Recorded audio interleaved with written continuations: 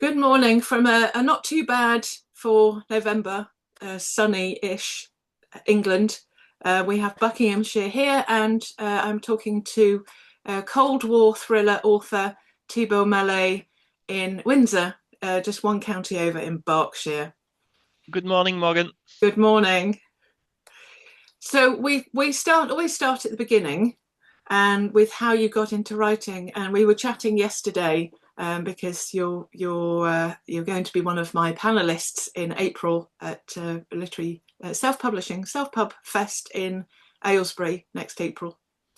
And so I know a little bit about you already, which is always useful. And so I understand your journey to writing has been a very swift, very recent one. But can you remember whether did you do any writing? Do you enjoy writing at school? So yes, so thank you again for picking up my book between among many others, I'm guessing. So no, I wasn't really into writing when I was a kid. I was a bit of a nerdy, playing with Lego kind of guy, more interested in science. The writing bit is a very, very long journey that I would have never started without being pushed by my wife. The as you mentioned, my book Maskirovka, it's a Russian name for deception, camouflage, which is sadly a very current topic those days in the news. But my book is absolutely not about current state of affair. That would be a bit of a I mean, I would not be very proud if I Too would be writing a depressing. book about those two things. Sorry? Too depressing as well, I think. Yes, yes. I can claim that I've started this way before that. So, as I told you yesterday, I was part of the last class of conscripts in the French Navy in 1999.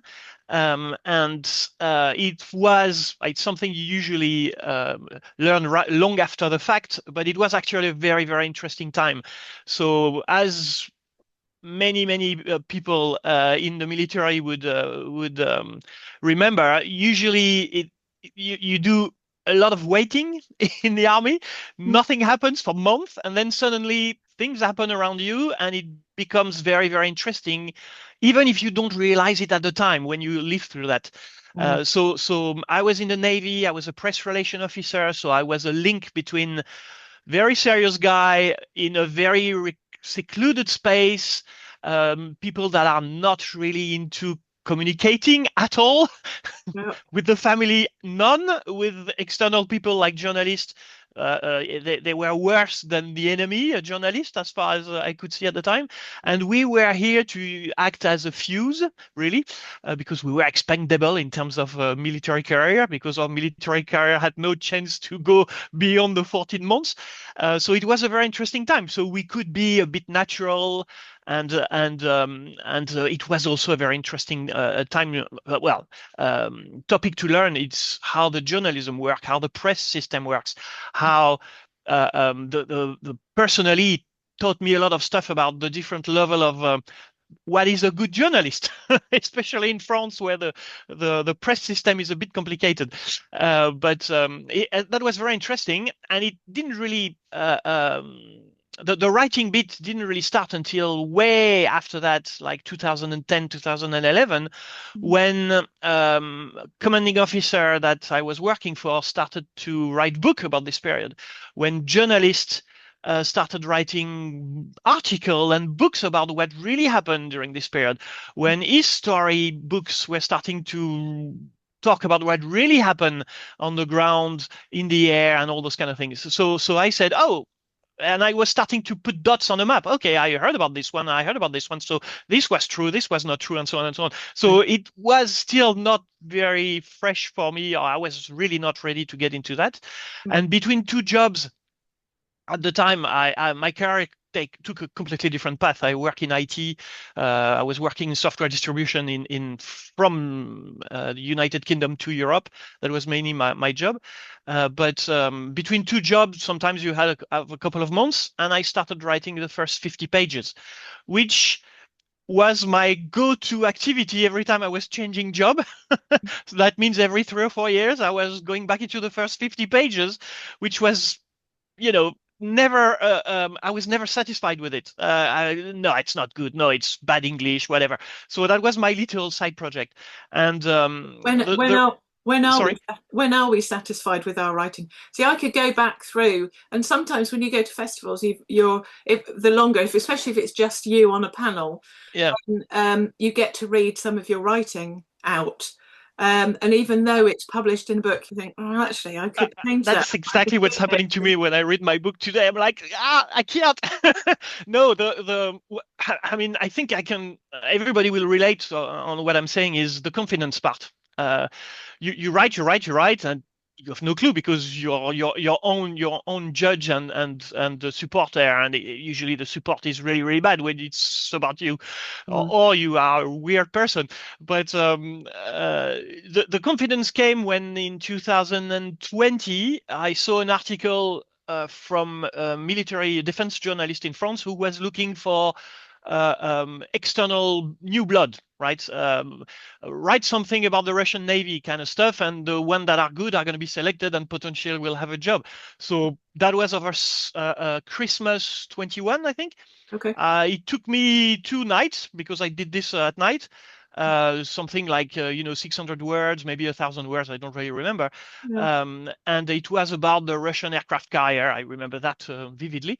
Mm, And I sent it, and 24 hours later, the guy phoned me and said, "Oh yeah, I want you to work for me." And said, "Listen, I'm very happy that you ring me back, but look at my yeah. resume. I don't Right. think you're looking for something with my pay grade, or if you can even pay Yeah. what I'm expecting on my next job." But I'm very happy to, be your go-to about some topics because I know Yeah. a few things about this and this and that. Yeah. So that was my first article, and without any money or anything, it was just for pride, which is Yeah. kind of important, I guess. Good practice. Yeah, Always. and so I wrote 5 or 6 for the French Air et Cosmos defense journal, which is kind of big in France. It's the first publication in France, so that was only on their website. So 5, 6 articles. So your confidence level grows, and then Yeah. you realize, okay, there is a big gap between 1,500 words article and 66,000, 70,000, or even more. So I'm Yeah. like, I can't do that. I'm not at this level. And it was in French, by the way. I was writing in Right. French, which is kind of also another step. And then I went into, okay, so can I do this in English? So I was starting to send my military defense analyst resume, which is pretty thin, Right. to a couple of journals. The most famous one in England is Warship International Fleet Review. Okay. The author is Iain Ballantyne, Right. and he's kind of a very, very on-topic guy in the UK on the military sphere. And Mm, the guy answered and say, "Oh yeah, can write about the French Navy, about this and this?" I right. wrote for him, I don't know, 6 or 7 articles over the past 2 years, or once every 6 months, Yeah. something like this. Yeah. So it's not about the money. He was very clear to me with this, but Yeah. it's an opportunity. So I think I'm in. Yeah. And I did a couple like this. Another journal in Swiss, the Swiss military official military paper, Revue Militaire Suisse, Right. which I did two big article. It's not actually an article. It's much more than that, about the Royal Marines. Sorry, not Royal Marines. U.S. Marines in the Pacific against China. And then I got specialized into Chinese fleet, Chinese submarine, Chinese surface activity, which is kind of hot those days.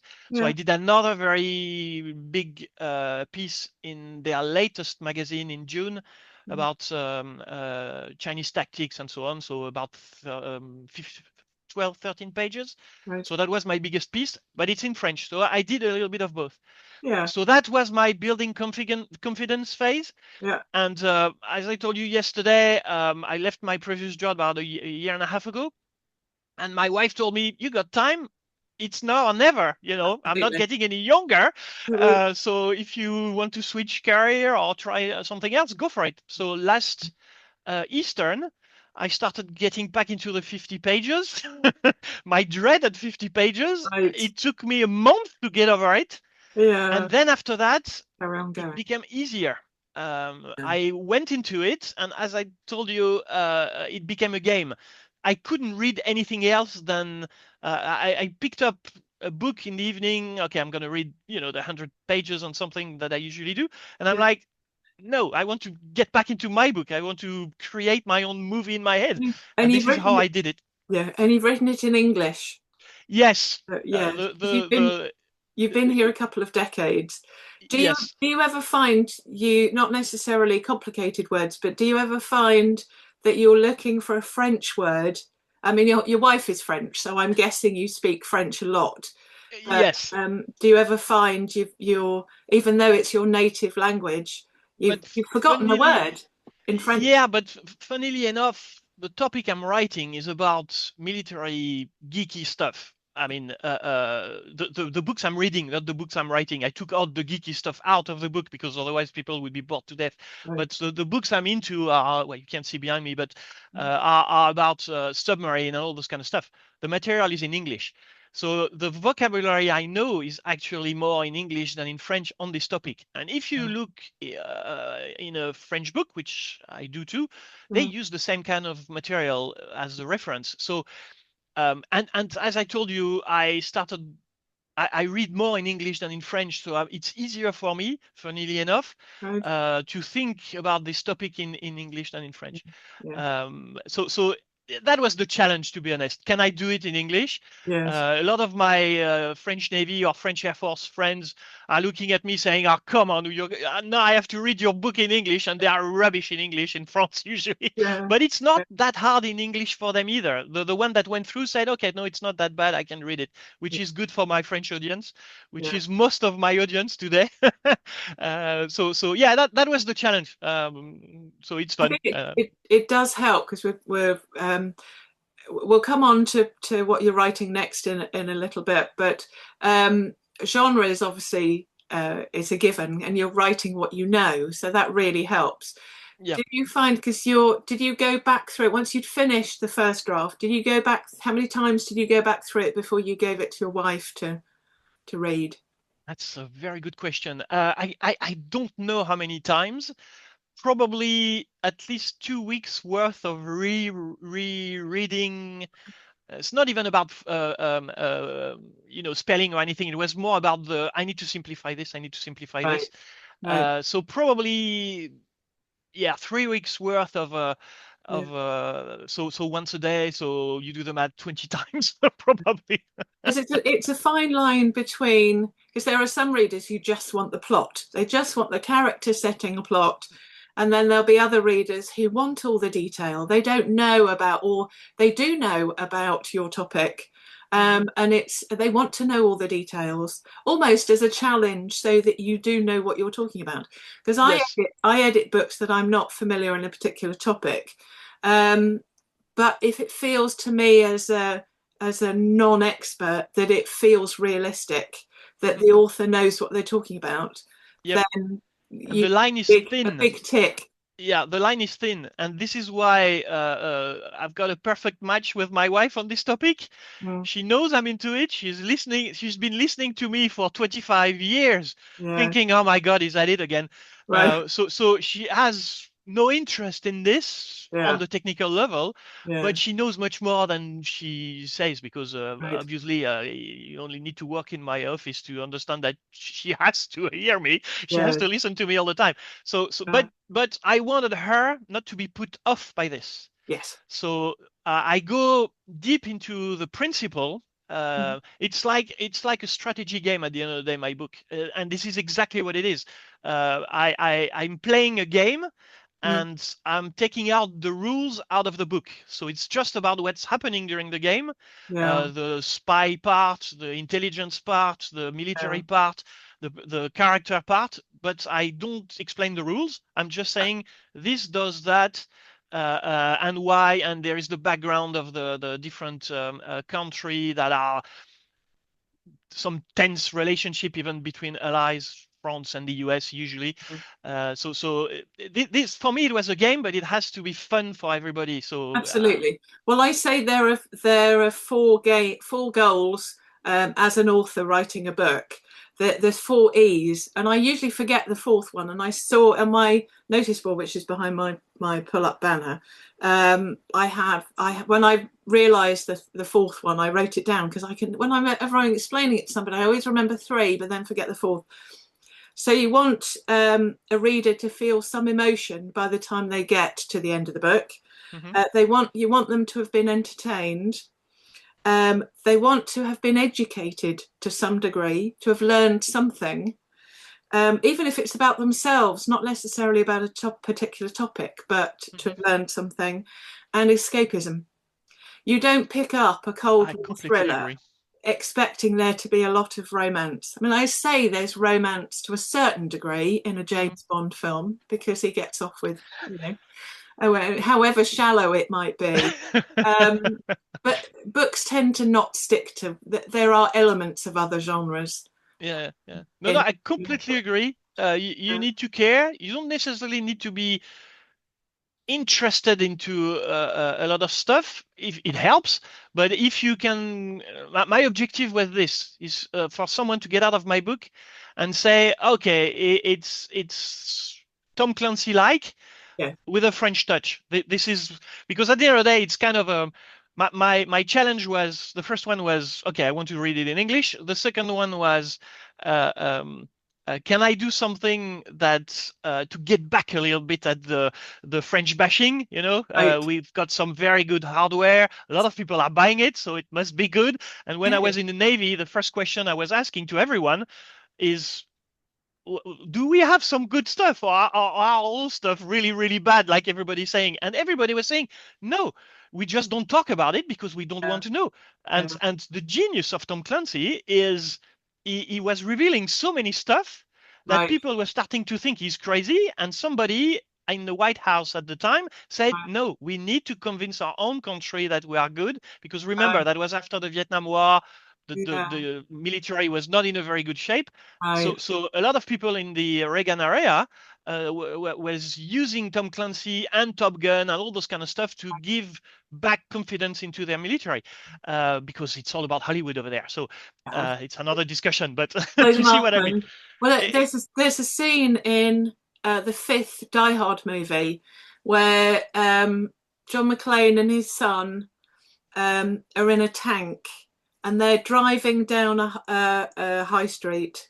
What do they? They don't call them high streets, do they, over there? Anyway, down the high street, and there are all these shops on either side, and it's a really wide street, but all the cars are parked at a 45-degree angle. That's just how the parking is, and the tank is wide enough to get through, but it then ends up hitting, and all the cars literally just go up in the air, road, and you just think, yeah.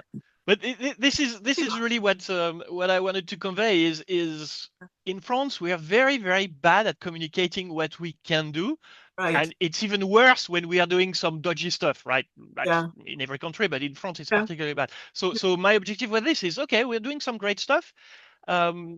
I want to be the one, potentially, there might be others, I don't know, showing off a little bit the know-how of people that I've met, because if there is one thing I take out of the military is those guys, they are doing stuff that nobody knows about, very, very few people knows about. They are never going to talk about it, mostly. And the only way to kind of do this is in a novel, because it's plausible deniability, right? Well, I was going to say, because it's fiction, were there certain things you still couldn't put in, sort of almost because you would have signed a Official Secrets Act type document? Certain things you have to. This is really the core of the book.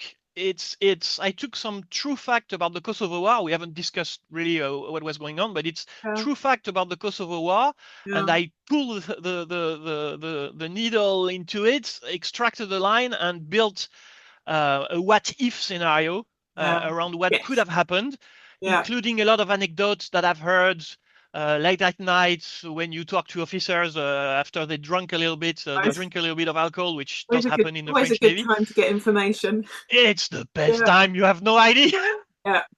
Then they start talking about all the stupid stuff that they've done, and you're like, no, this I really can't say. Yeah. But Yeah. it's great. It's great, and it's the same everywhere. I've spoken with a lot of British Navy officer in the army, in the Air Force, and everybody had the same story. And the core of the book is, of course, the confrontation between NATO, with obviously the French point of view, and Serbs and everybody behind. And the what is also interesting is the very, very big tension between France and the US, Right. which culminated in 2003, right, with Iraq. But that it already started at the time. Right. The French were already pushing to the UN some information that the US were lying about what was happening there and there. And the first course I had as an officer was from the French military intelligence saying, so the threat today are not necessarily the Russian anymore, because there was a mess, but not the mess they have today. Yeah. It's really an economic threat from the US because they were spying the French companies all over the place. Right. And we learned about lots of stuff then. And the tension was starting to build up at the time. And the Kosovo was kind of tense between France, the French Navy, and this part is almost 100% accurate. Right. Not in the how, but at least the setup. Yeah. Yeah. That's the bit that I thought was fun to And will there be a to French read. version of this novel? Will you translate it? Yes, eventually I'll have to do one because people are starting to, especially the family, they're like, oh, I'm not very good at English, so they, of Yeah. course, they buy the book because it's the family, and they're like, Well, I don't absolutely. understand any of it. Yeah. No, there will be one. I just the objective is to probably found an agent in the UK and maybe an agent in France because I did send it to a couple of Yeah. friends. And if they tell me I'm interested, but you have to translate it, Yeah. then I'll do it. Yeah, Yeah. it's not easy. Yeah, So the you're, you've translation. you've done your first draft. You've been through it several times, or Yeah. several days. Your wife's been through it. I know friends have been through it, and it's then ready to go. Who did you cover? In terms of, sorry. Who designed your cover? The actual cover, me. Can That's we me. see? Can we see the Yeah. book? Oh, sorry. You have a copy there. See Oh, up. oh yeah, Sorry. Here we go. yeah, So it's whoops, it's a French submarine, of course. right. What else? And it's pretty much a Wikipedia picture, Okay. free of rights, public Yes. domain and Yeah. everything. And it Yeah. was the only way. Otherwise, I could have asked the French Navy for this. That was actually Right. my job at the time to Yeah. give pictures to journalists, but it Right. takes months to get an answer. And It would cost you if they say yes. no, no, no, no. It's not about the Yeah. money. It's really about the process. It's Right. they want to know what you're doing with it. There Okay. is a formal process of acceptance. It's just a question of time, and I didn't want Right. to wait the one No. month No. for this. No. And I found the picture I wanted anyway. So Yeah. Yeah. And I remember when I first published a story on a website called Smashwords, which is now part of, I think, Draft to Digital bought them, and I haven't been on there since. I haven't been on there recently, so I don't know how much it's changed. But I uploaded it in the morning, which is always handy because most books are uploaded from America. So if you upload in the morning, America's asleep. And it said I'm ninth in the queue. So it had a little hash and a 9. And then it was I was sitting there only for a couple of minutes and it counted down and it jumped a couple. And then all of a sudden, congratulations, you're published. And it appeared at the top of the homepage for about 2.5 minutes because then somebody else had published something and it chunted down, chunted down, and chunted down, and then fell off the page. yeah. And I was so excited. And Smashwords did let you know every time you sold something. I think it might have even been free. So every time somebody had downloaded it, I was so excited. And then it goes into a black hole. And for weeks and months, it's then tumbleweed. And then you realise, as a self-published author, which is part of the reason why I'm doing this festival, that nobody knows you exist. Publishers have a budget, and authors are well known, and they have their well-known authors to keep them going so that they can take on less. They have the budget to take on less well-known authors. But as a one-man band, it's up to you to get your name out there, Yep, which is part of the absolutely. reason also why I do these spotlights. And so, what kind of marketing? I know you're appearing at next week by non-royal appointment over in Folkestone at a literary festival over there. No, So, I think that's a very interesting topic because I think every author, self-published or not, goes through the same process. mm, But then, depending on your background, if you are, a sea lord, of course you have more, shortcut to get to the top. yeah, But the first publication, I think the Amazon or Draft to Digital, I've used both, mm, uh, um, are lowering the entry point for people to get published. yeah, Um, but the publication is just the book is available. Then the next step is how do you let people know? And it's so I've been in software distribution my whole life, and it's kind of the same principle. You've got a new software or a new book. How do you push, how do you blow the bubble of your immediate network? yeah, So I've got a network in software. I don't have the network in readers or where yeah, you want to go. So it's pretty much the same process that I've been doing in my professional life. mm, Is first you need to have the material ready, mm, then you need to test it to the first early adopters. yeah, That's the term we use in the software industry. yeah, Uh, so this is usually, so the friend is a bit, it's easy to get some good feedback from a friend. Some are known to be quite hard and you'd better do yeah, something you else. need So that. you do that. Yeah, So there are multiple tests, the wife, the close friend, the not so close friend, the critical friend.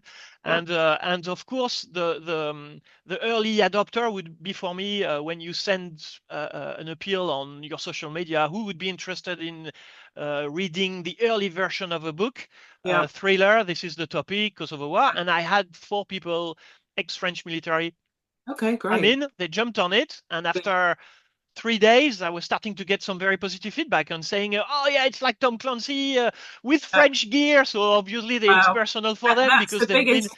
Having been inspired by Tom Clancy, you must be absolutely But delighted. this is exactly what I wanted to hear. So Yeah, tick in the box number 1, 2, 3, yeah, and then you start looking into bursting your initial bubble, which is okay. How do I communicate this to a larger audience? Those people are interesting because they can talk to their own audience, and yes, then this is the I don't know the name in English, but this is the bubble effect when you get into another one and then it gets bigger and gets bigger and it gets bigger. yeah, I'm at the stage where I've penetrated a few bubble, mainly in France, a few in England, mm, through the military person that I know. But then you want to talk about it. Then it's not only online kind of promotion. So the yes, first one I did was the local Cinnamon Bun Cafe in Windsor. The guy is a great guy. Next yeah, to the castle, they've got like thousands of cyclists over the weekend, and I say, well, it's the perfect place to test my pitch is when yeah, they're queuing before getting their coffee. yeah, And I did this. How recent it is, you're going to realize that was not last Sunday, the Sunday before. yeah, So 10 days ago, that was my first day when I was standing with my book in my hand. And who would be interested to know about my new book?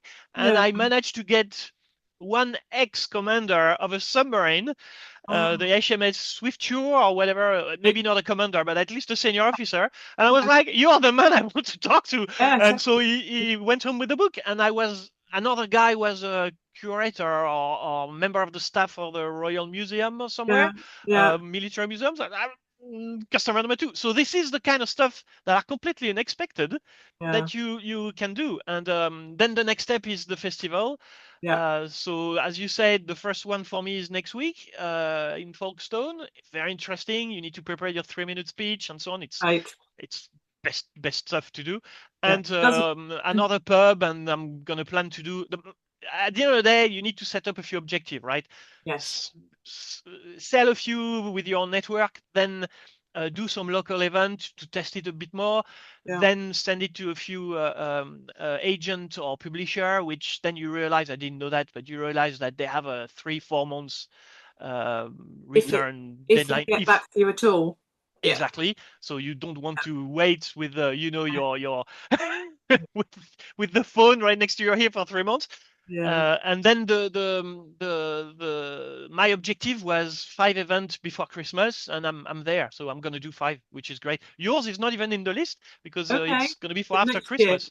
Yeah. Yes. So Yeah. it's a great process. Yeah. And how It's thrilling was it to sign your first book? it's weird. Yeah. Because It's weird. even now, I'm 20 years on. I was at a very small local festival last Sunday, and it's. I remember the first book. It was one of these workbooks, different cover. It was one of these, and I'd been doing a workshop in Lowestoft in Suffolk, Mm-hmm. and the first book I sold was workbook. Well, there were only 2 at the time. There are 5 now, Mm-hmm. and it was the first workbook. And the young lady came up to me, and she said, sort of went like that, gave my book to me. Would you Mm-hmm. sign it for me? And I say this, I do talks to the WI Women's Institute, and I go, yes, I would. And it's still thrilling. And I was at this local festival on Sunday, and the lady gave me, picked up 2 books and gave them to me to bag up. And I said, oh, would you like me to sign them? And I feel a little bit, not pretentious isn't the right word, but it's sort of almost bigger than myself by offering to sign my book for Mm-hmm. them. Oh yeah, And they go, would you? Like that. And it's you can feel that you're sitting on or standing on a pedestal yeah. because they think it's the best thing that you're going to sign a personalize your book that they've paid hard cash for, well, on a card. Yeah, but I agree with you. This is one of the few things that makes you realize, God, I've got a book, it's mine. Yeah, The best yeah, part for me, to be honest, is when I had some friends who bought my book and sending pictures of my book where they live. So I had right, pictures from Paris, from Hong Kong, from yeah, New York, from San Francisco. The yeah, farthest one is probably gonna be New Zealand, and the best part is when a friend of mine sent me the picture of his book in the subway in the morning in yeah, Paris, saying, yeah, "Oh, look at what I'm reading this morning," and I'm like, "Oh, great!" yeah. Because you can use all of those on your website. Have a page I'm that says starting to compile reader. them. Yeah, Yes, that yeah, it's says all fun. reader. It's fun. It's the best start of a day because one day you're not selling any. You're looking at the KDP report. You're like, Yeah, nothing yeah, today. And then the next day you're like a picture in the subway. So you're like, yeah. Yeah. I did sell a Would you book. have made it in some part of the Yeah, no, this is really the fun part. yeah. Clearly, So when you're not writing, I mean, do you still write? We'll talk about what you're working on next because I know there will be a not book yet. too. You Yeah, have mentioned a book too. So are you still writing in the evenings, or do you have no. a bit more Right time? now it's a full promotion phase. So Right. what I'm doing in the evening It's is still trying to early. find another way to promote the book, to find another contact on LinkedIn, on social media, sending it to a journalist. You never have an answer, but sometimes you do. Yeah. So it's full promotion, but I do yeah, in the afternoon I do spend at least 1 hour researching. I'm kind of already writing the Outline. timeline of the next Yeah. book, Yeah. start date and date, what's happening in the world at that time, and I want to do the same kind of process, mix real stuff with what's Right. happening. So the plan, if everything goes according to plan, it's Yeah. full promotion process at least until Easter, Yeah. see where it goes. Yeah. My objective is to find an agent at some point, so at least get into Yeah. the adult Yeah. world, Yeah. and start potentially writing the next one after Easter and over summer, pretty much over And summer. will it have the same? What's your main character's name? So that's a tough one actually, because there is at least five or Morgen. six. I would Oh, say the okay. main character is probably the I'm not gonna say bad guy because he's not bad. He's just on the opposing side.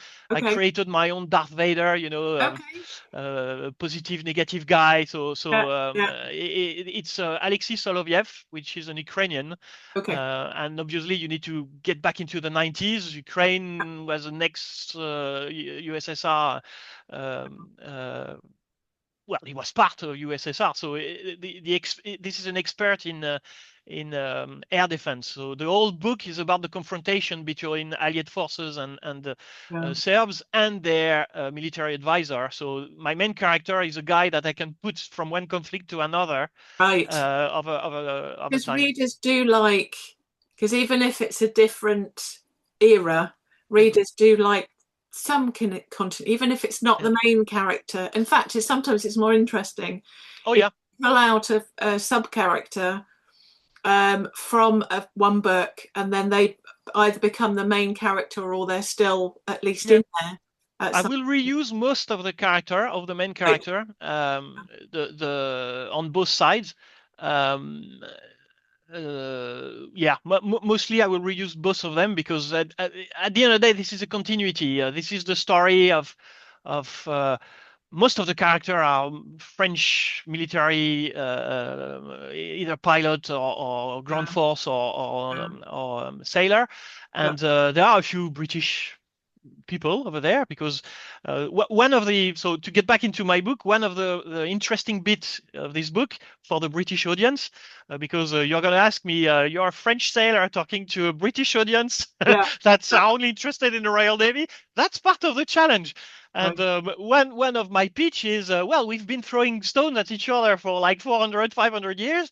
yeah, This is actually the first conflict where the French and the British were working as an embedded unit. We've been right, allied for a long time, but we yeah, were doing our own stuff on each side. This yeah, was the first time a British ship, and not only one, was working within the French unit. okay, And it went very, very well. yeah, And the major joke and it's not me writing it. I don't even mention it in the book, but historically, the French admiral has been asked by the British commander to work on behalf of the Queen to honor some British sailor. And yeah, as you can expect in the French Navy, when the proposition came, could you please give the military medal, whatever the name in English, to this sailor? Would you be honored to do it on behalf of the Queen? Uh, right, so the story goes yeah, in the Admiral memoir, he explained to that it never happened before. So he had to ask the authorization to the French president, right, can I do that?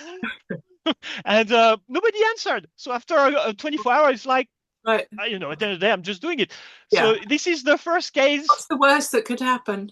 This is the first case in history that a French Wow, sailor, a French yeah, admiral, yeah, actually worked on behalf of this queen. So there right, are a couple of stuff like this in history that are really fun. So yeah, this was a milestone as regards to French-British relationship, because we've been always bickering at each other. Now it's peaceful, but there is still a lot of bickering. yeah, Good humor and everything, but this was a very, very interesting time for many reasons. yeah. And will you age your characters? Because there are some authors like Ian Rankin who had his rebus character age as the books went on. I don't think he'd realised that he was going to end up writing so many books, because then he had to, I think at the time he had to retire rebus and then bring him back as a consultant, which I think has happened to other authors. So I think Uh, you're skipping in history. I guess they would have to be promoted at some point. I thought about it because I'm drawing a timeline, and the next one is going to be 2+ years later. It has to be Right. consistent with what a pilot career is about. So Yeah. yeah, it will at some point have an effect on what they are doing and what they can do and when they cannot. But the consultant is exactly what the main character is doing. He's not an official military person anymore. He's in a military consulting Okay. company. So yeah, Two they years. will 2 years do this. is neither here nor there, really. It's a long time in the military. It's a Right, long time because you're right, never in the same place no, 3 years in a row. So it right, has to be kind of credible, if not right. realistic. Yeah, yeah. No, that's great. I'm Well, not there yet. I've been educated, entertained. I feel some emotion, always do, and then escape. Thank you very much. No, it's been a pleasure, and Thank I'm you, Morgan. hopefully our paths will cross. I'm doing our the in person. Hopefully, you won't be snapped up by an agent and only traditionally published by April. Well, I should say I hope hope that you will It be. wouldn't change what I'm doing because it's all about oh, okay, let's put it that way. If I become very cocky and only talk to very important people, ring Right. me to bring me back to earth. I'm not there yet. In a way, I would like you to have been by April to have been snapped up by an agent and only be traditionally published. So you're no longer self-published. But I hope to have you on the panel in April. You are Count on me. still self-published at that point. The cogs in traditional publishing, the cogs were so slowly that that I guess you wouldn't need to release your book until. Don't worry, I'll be there. Okay, brilliant.